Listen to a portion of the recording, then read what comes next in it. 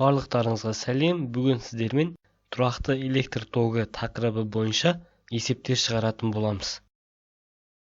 Бірінші есеп. Ұзындығы 100 метр, көлденең қимасының ауданы 2 мм квадрат, меншіктік кедергісі 0,028 микроом көбейту метр, аммоний өткізгіштің кедергісі. Ұзындық L 100 метр. Ал көлденең қимасының ауданы S 2 мм квадрат. Миллиметр квадратты метр квадратқа өткізетін болсақ, 2 көбейту миллиметр, оның -3 дәрежесі квадрат болғаннан кейін -6 дәрежесі метр квадратқа тең болады. Меншікті кедергі ρ микроом көбейту метр. Микроомды омға өткізу керек. Сонда 0,28 оның -6 дәрежесі ом метр болады. Өткізгіштің кедергісі R. Өткізгіштің кедергісінің формуласы R тең ρ көбейту L бөлінген S. Осы жерден кедергіні табайық.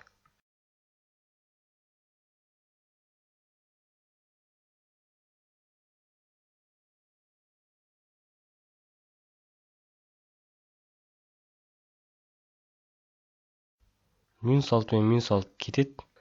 100-ді көбейтсек 2,8. 2,8 бөлінген 2. 2,8 2 бөлсек 1,4 ом. Келесі есеп.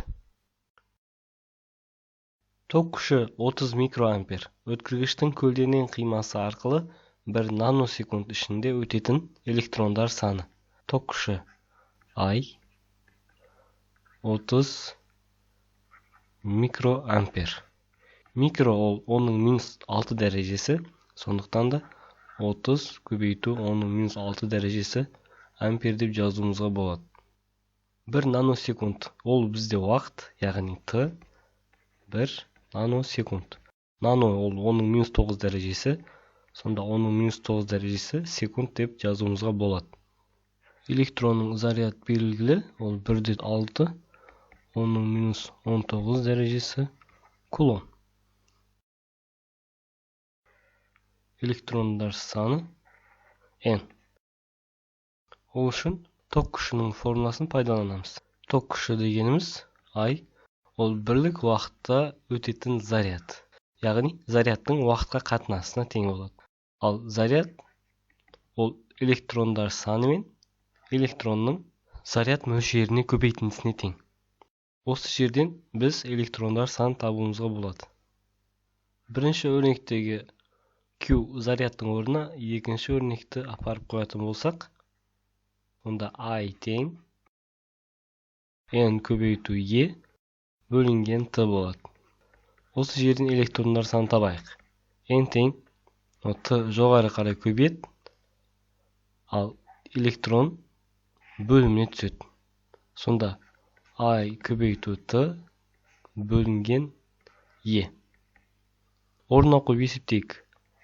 30 оның -6 дәрежесі көбейту оның -9 дәрежесі бөлінген 1,6 оның -19 дәрежесі тең.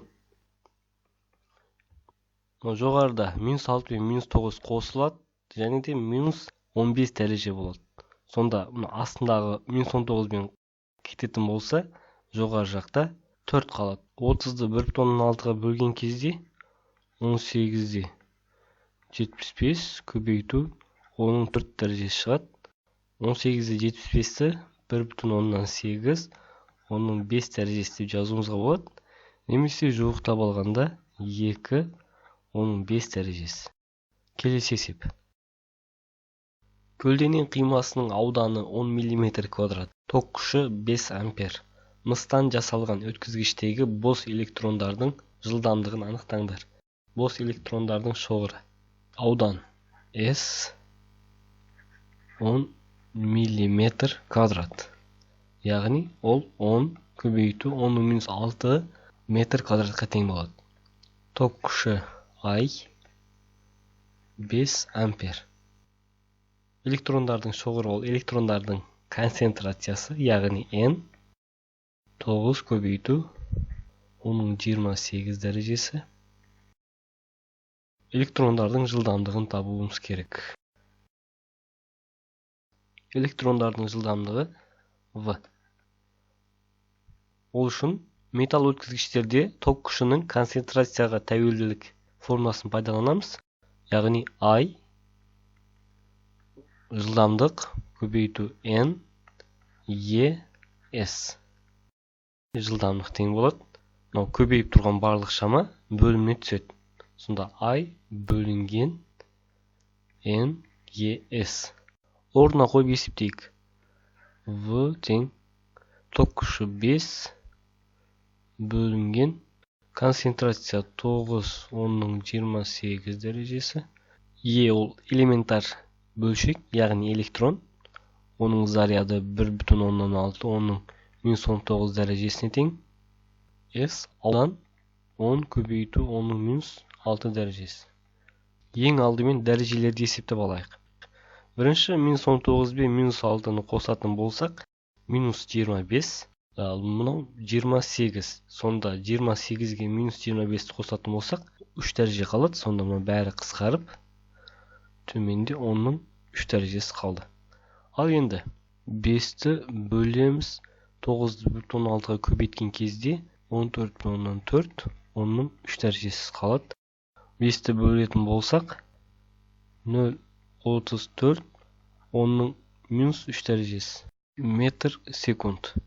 Немесе 10-нун -3 дәрежеси деген ол миллиметр, ягни жуктап 0,35 миллиметр секунд деп жазуумузга болот. Келесі есеп. Электр тизбегиндеги ток күчү 2 амперге тең. Электр шамынын кедергиси 14 Ом. Шамдын кернеуі. Ток күчү I 2 ампер. Кедерги R 14 Ом. Кернеу.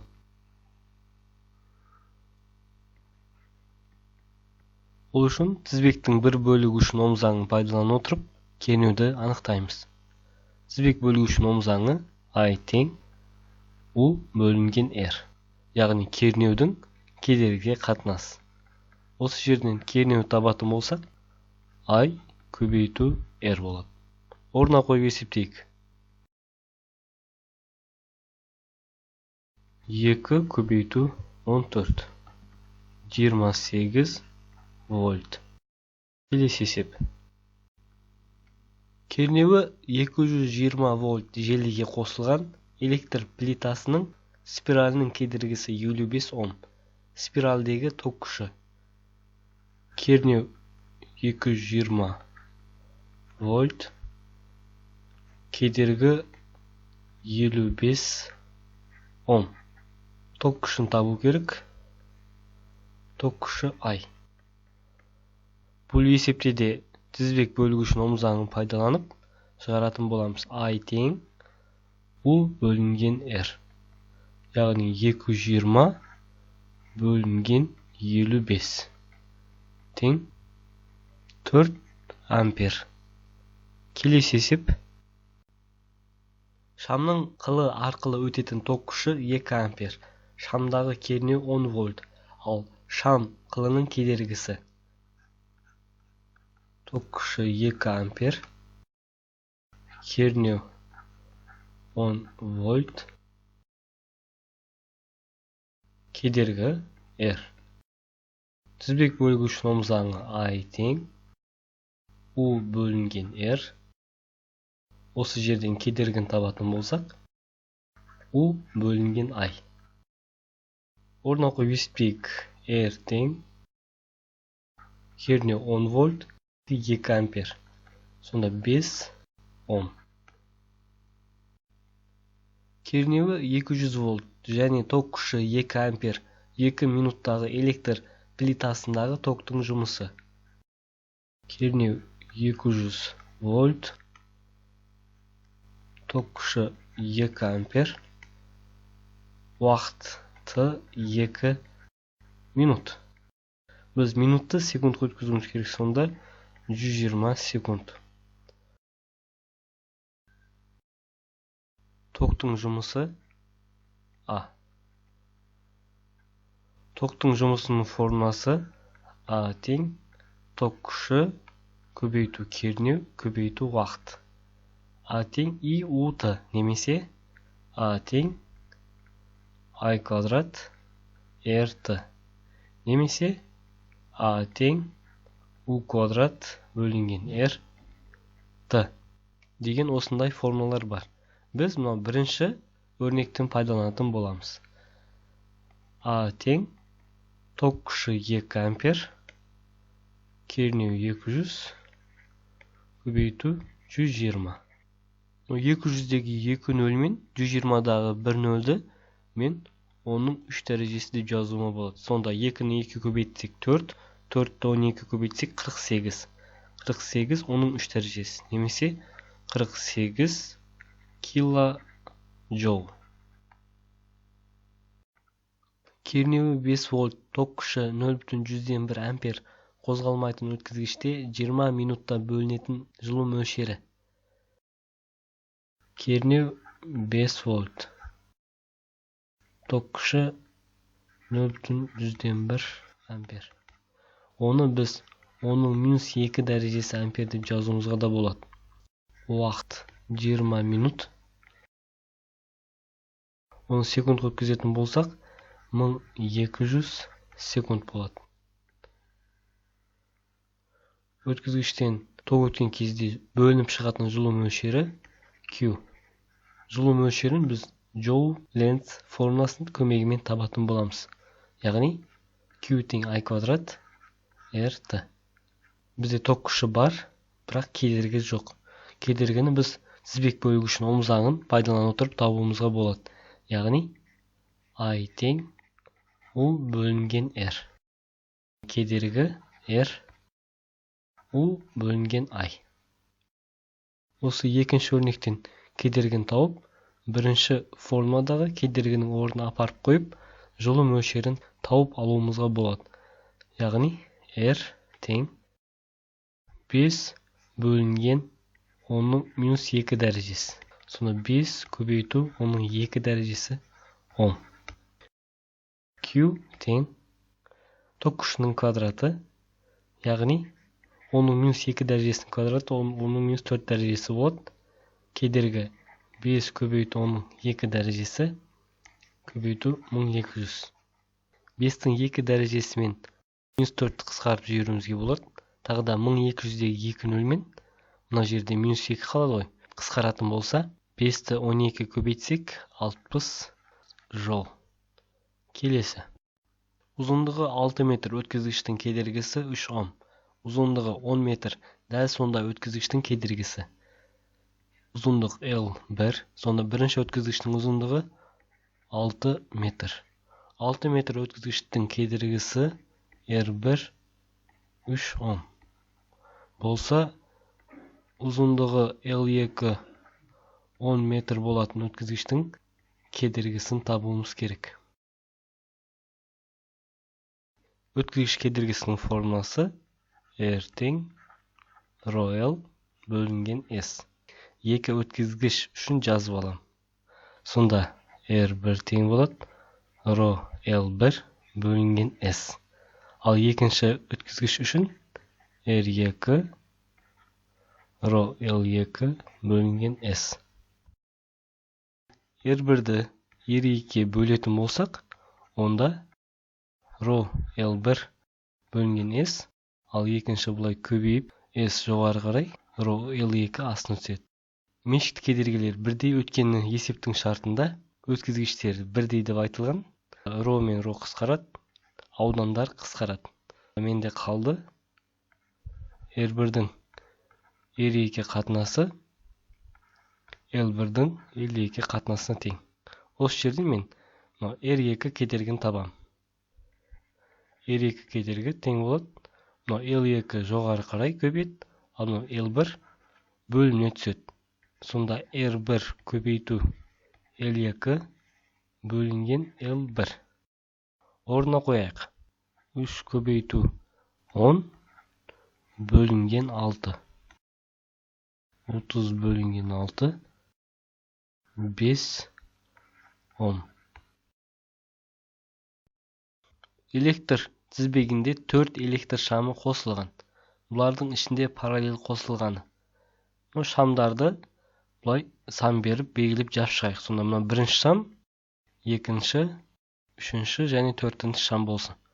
Оларда бірінші шам мен төртінші шам олар тізбектей жалғанған. Ал 2 мен 3 параллель жалғанған. Яғни 2 мен 3 деген жауап дұрыс болады. Оны қалай анықтаймыз? Егер мұны қарайтын болсақ, электр тізбегінде мынау ток көзі. Яғни мына жер оң, ал мына жер теріс зарядталған бөлігі болсын. Егер осы ток көзін бұлай ашып жіберетін болсақ, онда 1 мен 4 тізбектей жалғанғанын, ал 2 мен 3 параллель жалғанғанын көруге болады. Ток көзін ажыратып жіберетін болсақ, онда бізде келесідей сурет пайда болады. Бірінші шам, одан кейін мына жерде төртінші шам тұр, ал 2 мен 3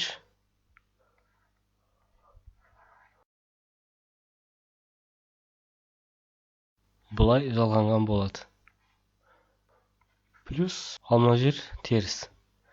Сонда 2 мен 3 олар параллель жалғанған. Яғни мына жерде өткізгіштердің түйіндері бар. Түйін дегеніміз 2 немесе одан да көп өткізгіш жалғанған нүктені түйін деп атаймыз. Яғни мынау екінші шамның өткізгіші және үшінші шамның өткізгіші жалғанып тұр. Одан кейін оң зарядталған бөлігіне де тағы да бір өткізгіш жалғанып тұр. Яғни мына жерде түйін бар. Ал мына жерде де тағы түйін бар. Егер түйіндер болатын болса, онда ол өткізгіштер параллель жалғанған болып есептелінеді. 1 мен 4-ті қарайтын болсақ, оларда ешқандай түйіндер жоқ, яғни олар тізбектей жалғанған. Бүгін сіздермен тұрақты электр тогының бірінші бөліміне есептер шығардық. Келесі жолы тұрақты электр тогының тағы да есептер шығаратын боламыз. Назарларыңызға рахмет, сау болыңыздар.